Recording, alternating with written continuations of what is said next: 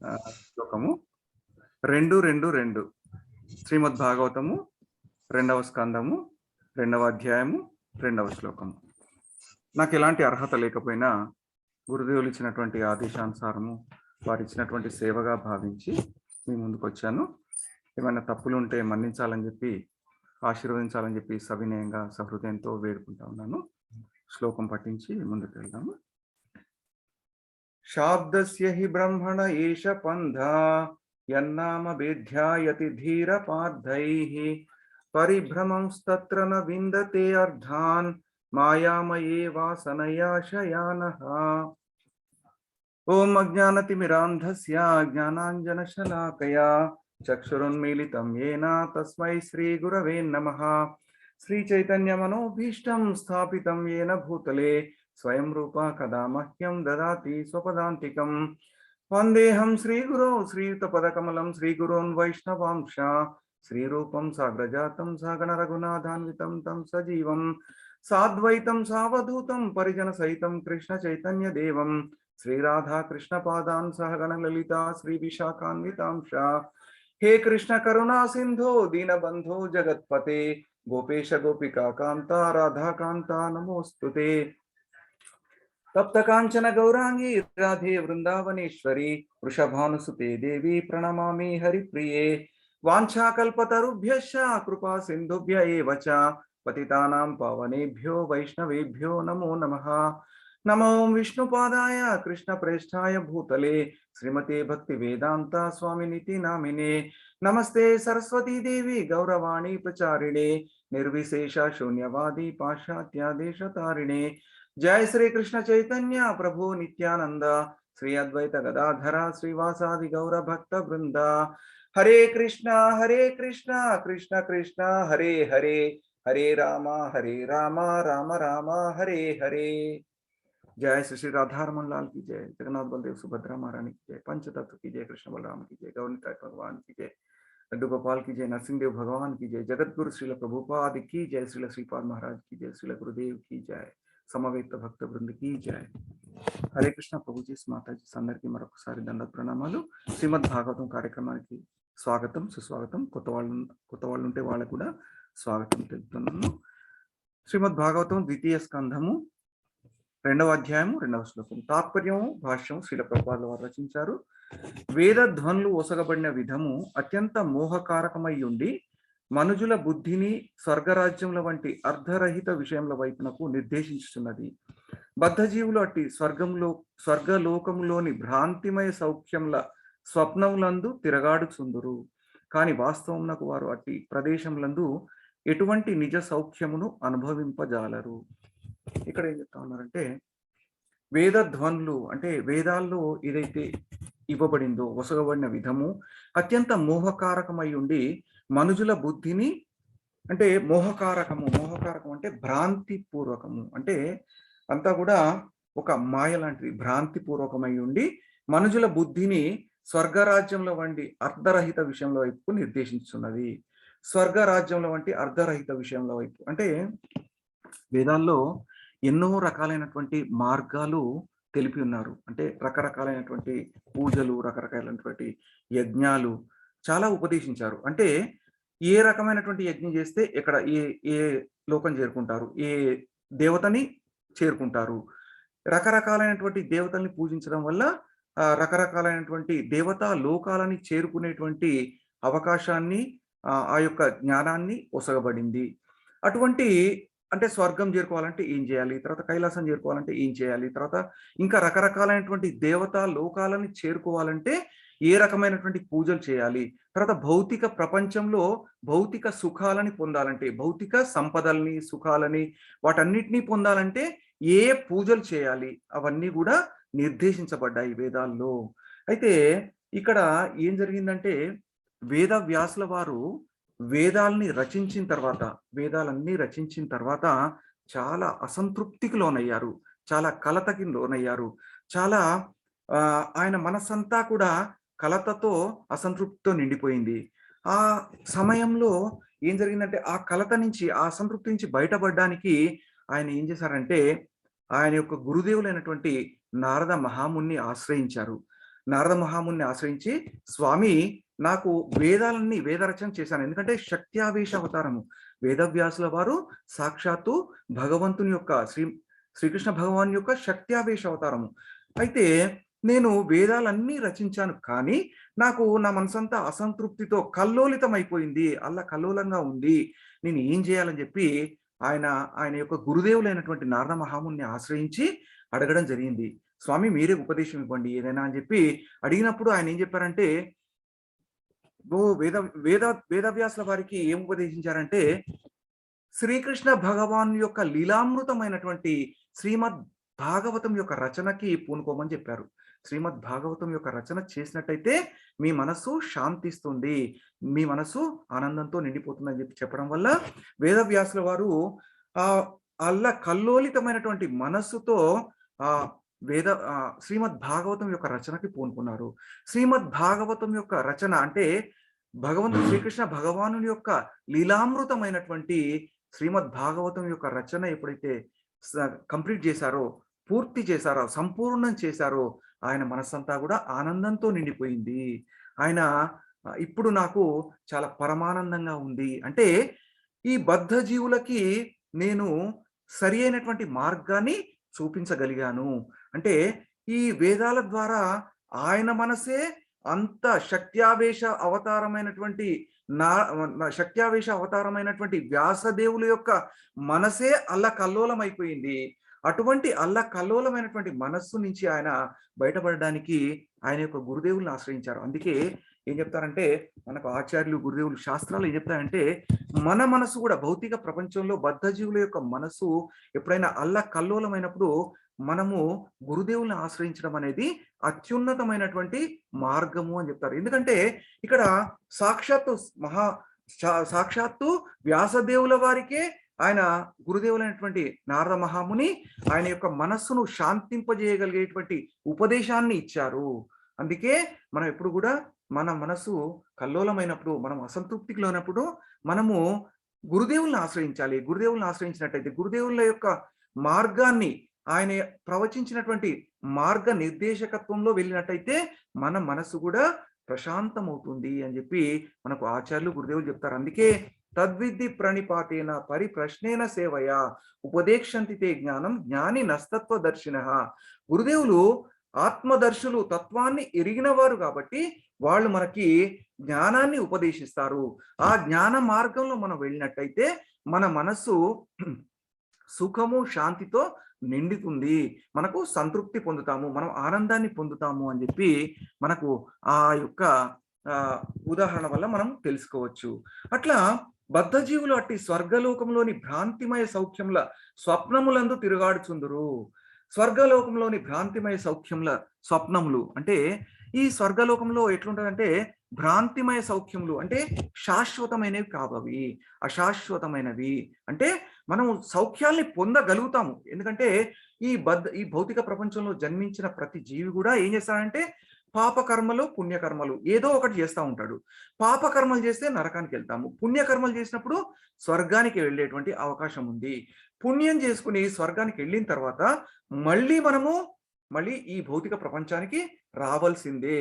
ఎందుకంటే ఇక్కడ మనకి ఏం చెప్తారంటే, అందుకే మనము రకరకాల దేవతల్ని పూజించాలనేటువంటి దృక్పథంతో, అంటే మనకేంటంటే వంశాచారము, కులాచారము, మతాచారము, మనకు ఎన్నో రకాలైనటువంటి ఆచారాలు. ఎందుకంటే మన చిన్నతనం నుంచి, మనం పసిప్రాయం నుంచి, మనం పుట్టిన దగ్గర నుంచి మనకు నేర్పిస్తూ ఉంటారు, ఈ భగవంతుడు గొప్పవాడు, ఈ దేవుణ్ణి పూజిస్తే మనము స్వర్గానికి వెళ్తాము, ఈ దేవుణ్ణి పూజిస్తే ఇంకో దేవతాలోకంకి వెళ్తాము అని రకరకాలైనటువంటి పూజలు మనకు బోధిస్తూ ఉంటారు. మన తండ్రులు, తాతలు, ముత్తాతలు, నానమ్మలు రకరకాలైనటువంటి పూజల్ని బోధిస్తూ ఉంటారు.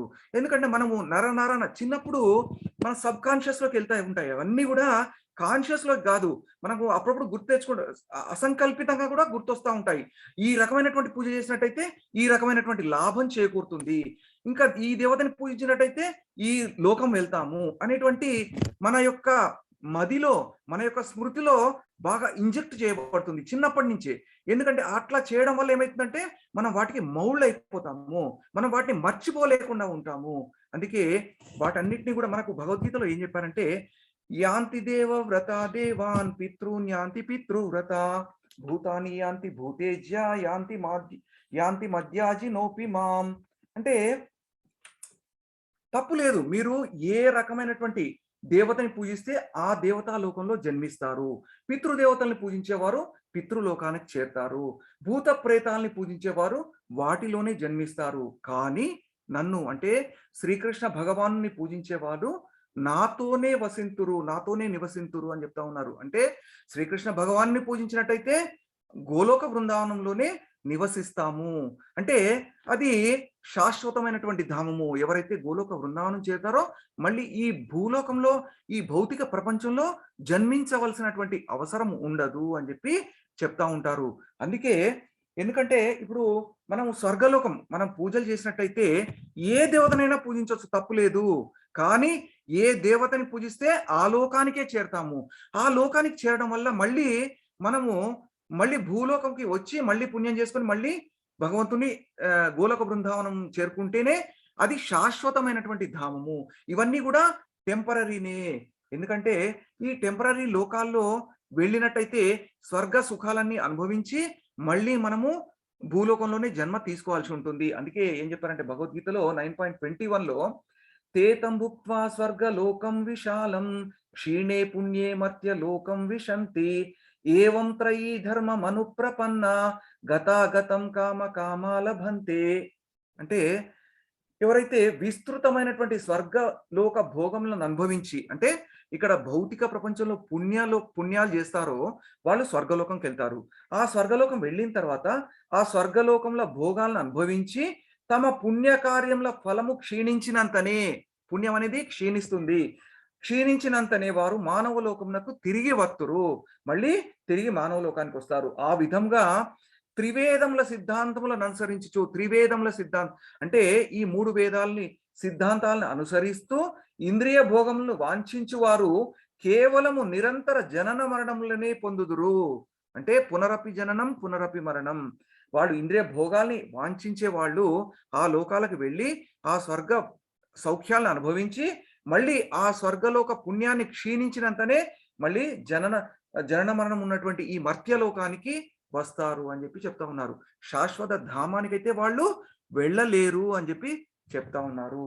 అందుకే మనము శాశ్వత ధామానికి చేరుకోవాలంటే శ్రీకృష్ణ భగవాన్ని సేవించడం ఒకటే మార్గం. ఇక్కడ ఇంకేం చెప్తా ఉన్నారంటే వాస్తవమునకు వారు అట్టి ప్రదేశంలందు ఎటువంటి నిజ సౌఖ్యమును అనుభవించజాలరు.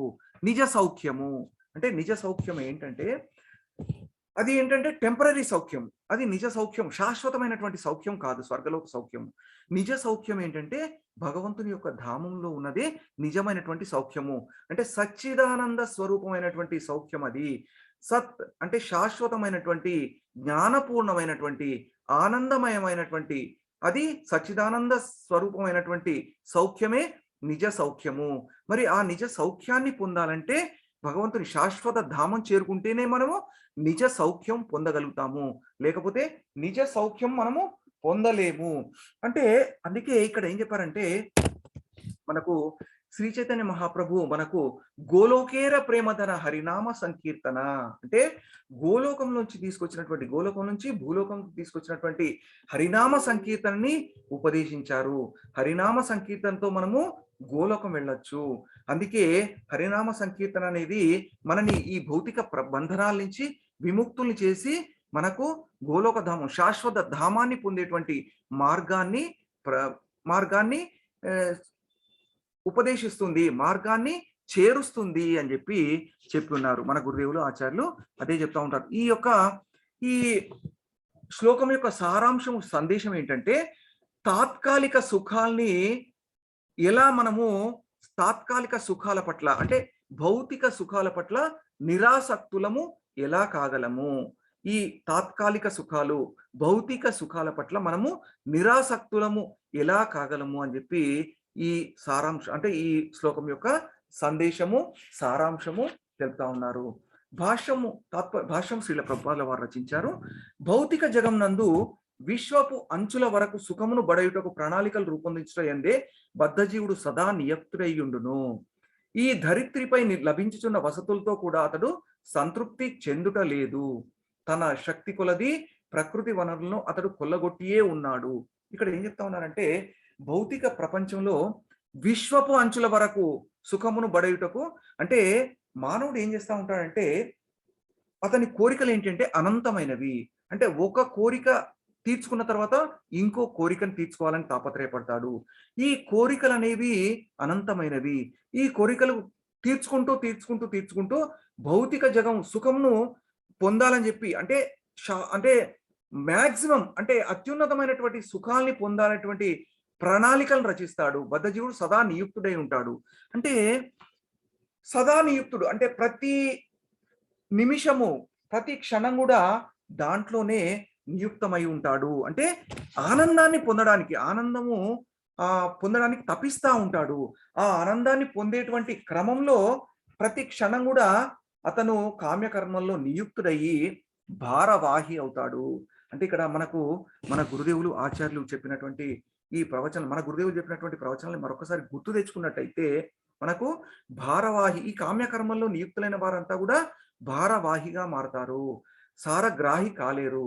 భారవాహికి సారగ్రాహికి మనము ఒకసారి మన గురుదేవులు చెప్పిన ప్రవచనం గుర్తు తెచ్చుకున్నట్టయితే భారవాహి ఏం చేస్తాడంటే దేహాత్మ బుద్ధితో జీవిస్తాడు. తను దేహాన్ని మనము ఆత్మస్వరూపులం కాదు, దేహస్వరూపులం. అంటే మన దేహాన్ని మన ఇంద్రియ తృప్తి కోసమే మనం బతకాలి అని చెప్పి భారవాహి భావిస్తాడు. తన ఇంద్రియాలను తన తృప్తి కోసమే వినియోగిస్తాడు. తన సమయాన్ని మొత్తం కూడా కామ్య కర్మలలో నియుక్తం చేస్తాడు. భౌతికమైనటువంటి కర్మల్లోనే జీవిస్తాడు. త్రిగుణాలలో బంధింపబడతాడు. జన్మ మృత్యు జరా వ్యాధి పునరపి జననం పునరపి దాంట్లోనే తిరుగుతూ ఉంటాడు. ఆధ్యాత్మిక ఆచార్య యొక్క ప్రాముఖ్యాన్ని గుర్తించడు. భౌతిక ప్రకృతిని తన ప్రయత్నం ద్వారా భౌతిక ప్రకృతిపై ఆధిపత్యాన్ని చెలాయించాలని చెప్పి భావిస్తాడు, ప్రయత్నిస్తాడు. సారగ్రాహి, దీనికి విరుద్ధంగా సారగ్రాహి ఏం చేస్తాడంటే తను ఆత్మస్వరూపునిగా భావించబడతాడు. అంటే ఆత్మస్వరూపునిగా భావిస్తాడు. అంటే తన యొక్క నిజస్థితిని గ్రహిస్తాడు. తన నిజస్థితి ఏంటంటే భగవంతుని యొక్క సేవకుని, నేను భగవంతుని యొక్క సేవలోనే నియుక్తం అవ్వాలి. ప్రతి నిత్యం కూడా భగవంతుని యొక్క జీవేర స్వరూప హోయ్ కృష్ణేర నిత్యదాస్, ప్రతి నిత్యం కూడా భగవంతుని సేవలో నియుక్తం కావాలని భావిస్తాడు. తన ఇంద్రియాల్ని భగవత్ సేవలో వినియోగిస్తాడు. తన సమయాన్ని మొత్తం కూడా భగవత్ సేవలో నియుక్తం చేసి ఈ 9 రకాలైనటువంటి సేవలోనే కొనసాగిస్తాడు. శ్రవణం, కీర్తనం, విష్ణు స్మరణం, పాద సేవనం, అర్చనం, వందనం, దాస్యం, సఖ్యం, ఆత్మ నివేదనం, ఇటువంటి కార్యక్రమాల్లోనే వినియోగిస్తాడు. భగవద్ధామం వెళ్ళేటువంటి మార్గంలో స్థితుడవుతాడు. ప్రామాణిక ఆధ్యాత్మిక ఆచార్య యొక్క సాంగత్యంలో జీవనాన్ని కొనసాగిస్తాడు. భౌతిక ప్రకృతిని భగవంతుని యొక్క సృష్టిగా భావించి ప్రతి వస్తువును భగవంతునికి చెందిందిగా భావించి భగవంతునికి నైవేద్యంగా సమర్పించి తను ప్రసాదంగా స్వీకరిస్తాడు. ఇది భారవాహికి సారగ్రాహికి ఉన్నటువంటి తేడా. అంటే ఇక్కడ ఏం చెప్తా ఉన్నారంటే ఇట్లా భారవాహి ఇలా జీవిస్తాడు. అతను ప్రకృతి వనరులు మొత్తం కూడా కొల్లగొట్టి ఉన్నాడు. ఇక ఇప్పుడు అతడు చంద్రలోకంలోకి లేదా శుక్రగ్రహంలో చేరి అచ్చట వనరులను కొల్లగొట్ట గోరుచున్నాడు. ఇంకా వేరే లోకాలకు కూడా వెళ్ళి అవన్నిటిని కూడా కొల్లగొట్టాలని చూస్తా ఉన్నాడు. కానీ ఈ విశ్వం నందు ఇతర విశ్వములందు గల అసంఖ్యాక లోకముల యొక్క యోగ్యతారాహిత్యంను గూర్చి శ్రీకృష్ణ భగవానుడు భగవద్గీత 8.16 యందు మనకు హెచ్చరిక గావించే ఉన్నాడు. సృష్టి యందు అసంఖ్యాక విశ్వములను ప్రతి విశ్వమునందు అసంఖ్యాక లోకములను కలవు. కానీ వానిలో ఏదీను జన్మము, దుఃఖము, మృత్యు దుఃఖము, జరా దుఃఖము, వ్యాధి దుఃఖము అనేది భౌతికమైన ముఖ్య క్లేశముల నుండి బయటపడి ఉండలేదు. ఇక్కడ ఏం చెప్తా ఉన్నారంటే మనకు భగవంతుడు 8.16 చెప్తున్నాడు, ఆ బ్రహ్మ భువనాల్లోక పునరావర్తినో అర్జున మాముపేత్యతు కౌంతేయ పునర్జన్మన విద్యతే. అంటే ఆ బ్రహ్మ భువనాల్లోక అంటే భూలోకం అత్యల్పలోకమైనటువంటి భూలోకం నుంచి, అంటే పాతాళ లోకము అత్యధమ లోకము, ఆ లోకం నుంచి మొదలుకొని అత్యున్నత లోకం అంటే బ్రహ్మలోకము, సత్యలోకము, ఆ లోకం వరకు కూడా ఎవరైనా సరే చేరినా సరే మళ్ళీ వాళ్ళ యొక్క పుణ్యకర్మలను నశించిన తర్వాత వాళ్ళు మత్యలోకము అంటే భూలోకాలకే వస్తారు. అవన్నీ కూడా అన్ని లోకాలు కూడా జన్మము, మృత్యువు, జర, ముసల్తనము, వ్యాధి అనేటువంటి 4 ఉన్నటువంటి లోకాలే అవన్నీ కూడా. అందుకే అవన్నిటి నుంచి మళ్ళీ భూలోకం రావాల్సిందే. అందుకే ఏం చెప్తా ఉన్నా అంటే బ్రహ్మలోకంగా లేదా సత్యలోకంగా పిలువబడు అత్యున్నత లోకం సైతము ఇక స్వర్గాది ఇతర లోకముల గురించి ఏం చెప్పవలను. నివాస ప్రయోజనంకై సుఖమయ స్థానం కాదని శ్రీకృష్ణ భగవానుడు పలికి ఉన్నాడు. ఏమంటున్నాడంటే అవన్నీ కూడా నివాస స్థానములు కాదు, అంటే అవన్నీ కూడా టెంపరరీ. అందుకే ఈ మానవుడు ఎప్పుడైతే ఆ భౌతిక క్లేశాల నుంచి ముక్తి పొందాలంటే, అంటే 4 క్లేశాలు, త్రివిధ తాపాలు, జన్మ, మృత్యు, జరా, వ్యాధి, దుఃఖ, దోషాను దర్శనం, ఆ 4 క్లేశాల నుంచి, త్రివిధ తాపాల నుంచి, ఆధ్యాత్మిక, ఆది భౌతిక, ఆది దైవిక, ఆధ్యాత్మిక, ఆది భౌతిక, ఆది దైవిక, ఈ 3 త్రివిధ తాపాల నుంచి, 4 క్లేశాల నుంచి, త్రివిధ తాపాల నుంచి బయటపడాలంటే మనం శాశ్వత ధామం అంటే భగవద్ రాజ్యము చేరుకున్నప్పుడు మాత్రమే వీటి నుంచి మనము శాశ్వతమైనటువంటి ఆనందాన్ని పొందగలుగుతాము అని చెప్పి చెప్తా ఉన్నారు. బద్ధజీవులు కామ్యకర్మల నియమములకు బద్దులై రంగుల రాట్నం పైనున్న మూర్ఖ బాలుర వలె కొన్ని మార్లు బ్రహ్మలోకమునకు, మరికొన్ని మార్లు పాతాళ లోకమునకు చనిచుందురు. అంటే పుణ్యం చేసుకుంటే మనం ఈ లోకంలో భూలోకంలో పుణ్యం చేసుకున్న వాళ్ళేమో బ్రహ్మలోకము అంటే అత్యున్నతమైన లోకానికి వెళ్తారు. స్వర్గలోకము అంటే పుణ్యాలను బట్టి, మనం చేసుకున్నటువంటి పుణ్య కార్యాలను బట్టి, పూజల్ని బట్టి మనం ఆయా లోకాలకు వెళ్తాము. మరికొన్ని మార్లు పాతాళ లోకముకు చంచుందరు. పాప కార్యాలు చేసినటువంటి పాప కార్యాలని బట్టి మళ్ళీ కూడా ఆ పాతాళ లోకానికి, అటువంటి లోకానికి పంపిస్తూ ఉంటారు. నిజమైన ఆనందము భగవద్ రాజ్యం నందే కలదు. నిజమైనటువంటి శాశ్వతమైనటువంటి ఆనందము భగవద్ రాజ్యం నందే ఉంది. అచ్చట ఎవరికి భౌతిక క్లేశమును అనుభవించవలసినటువంటి అవసరం ఉండదు. అక్కడ భౌతిక క్లేశాలు అనేవి ఉండవు. కనుకనే వైదిక విధానపు కామ్యకర్మలు జీవులను తప్పుదారి పట్టించినవై ఉన్నవి. ఈ వైదిక విధానం అంటే వేదాల్లో ఏమైందంటే కామ్యకర్మలు, వేదాల్లో చెప్పినటువంటి ఈ ప్రవచనాలు ఏవైతే ఉన్నాయో అవన్నీ కూడా జీవులను తప్పుదారి పట్టించునకై ఉన్నవి. ఎందుకంటే రకరకాలైనటువంటి మార్గాలను ఉపదేశించారు. ఈ రకరకాలైనటువంటి మార్గాలు అంటే కన్ఫ్యూజ్ అయిపోతారు. వేదాల్ని చదివినట్టయితే, వేదాధ్యయనం చేసినట్టయితే కన్ఫ్యూజ్ అయ్యేటువంటి అవకాశం ఉంది. అందుకే మనకు ఒక మార్గం చెప్పున్నారు. ఏంటంటే హరే కృష్ణ కృష్ణ కృష్ణ హరే హరే, హరే రామ రామ రామ హరే హరే, ఇతి షోడశకం నాం కలి కల్మష నాశనం నాతః పరతరోపాయః సర్వ వేదేషు దృశ్యతే. మీరు ఈ మంత్రం అంటే హరే కృష్ణ మహామంత్రం అనేది కలి కల్మష నాశనం, ఈ కలియుగంలో ఉన్నటువంటి కల్మషాన్ని అంతటిని నాశనం చేసి మనల్ని భగవద్ధామానికి చేర్చేటువంటి మహామంత్రము. వేదాలన్నీ వెతికినా సరే, వేదాధ్యయనం మొత్తం చేసినా సరే మీకు ఇటువంటి మహామంత్రం, ఇంతకంటే గొప్ప మంత్రము దొరకదు. సర్వ వేదేషు దృశ్యతే అని చెప్పి ఉన్నారు.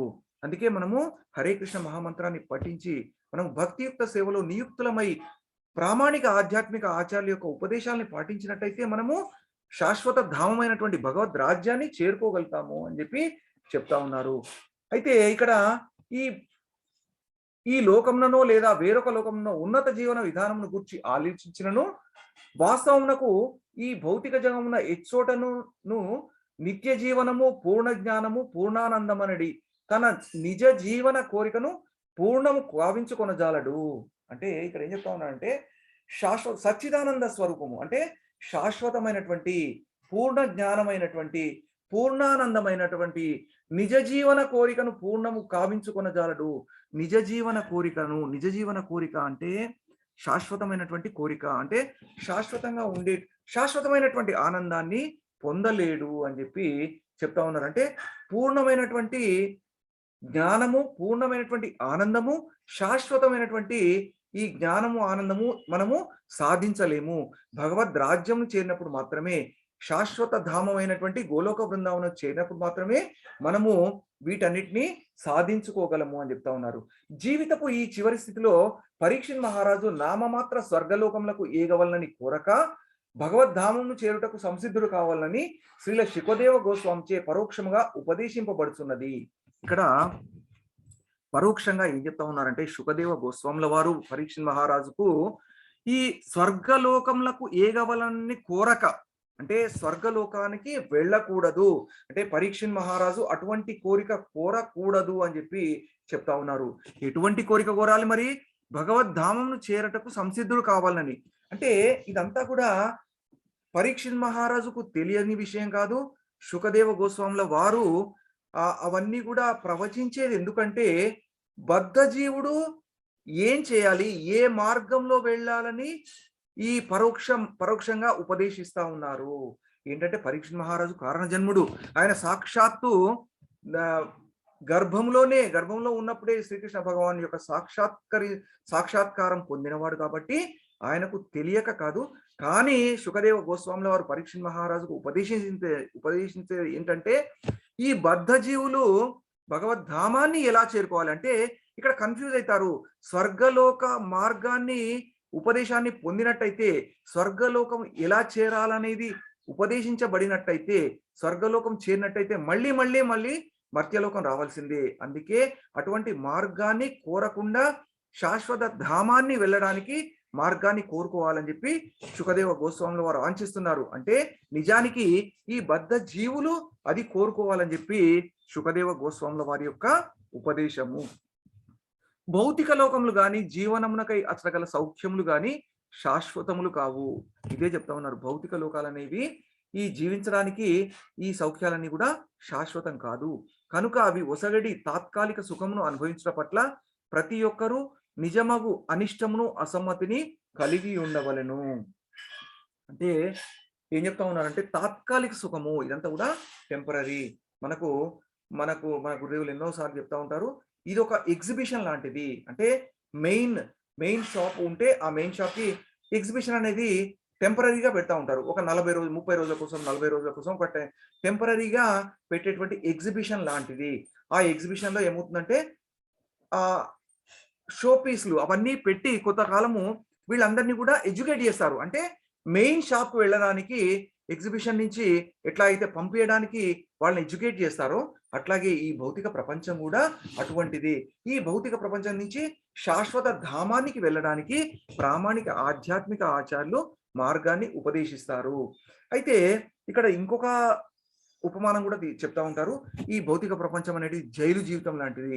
ఈ జైలు జీవితంలో ఎంత కాలం ఉన్నా సరే మనము మళ్ళీ ఈ తాత్కాలికమైనటువంటి సుఖాలను అనుభవించి మళ్ళీ దీంట్లోనే పునరపి జననం పునరపి మరణం అనుభవించాల్సిందే. కానీ శాశ్వతమైనటువంటి ఆనందాన్ని పొందాలంటే భగవద్ రాజ్యాన్ని చేరుకోవాల్సిందే అని చెప్పి మన గురుదేవులు ఆచార్యులు చెప్తా ఉన్నారు. అందుకే మనం ఎప్పుడైతే మన గురుదేవులు ఆచార్యులు చెప్పినటువంటి మార్గంలో నడుస్తామో, వాళ్ళు చెప్పినటువంటి మార్గంలో నడిస్తే మనము భగవద్ రాజ్యాన్ని కలుగుతాము.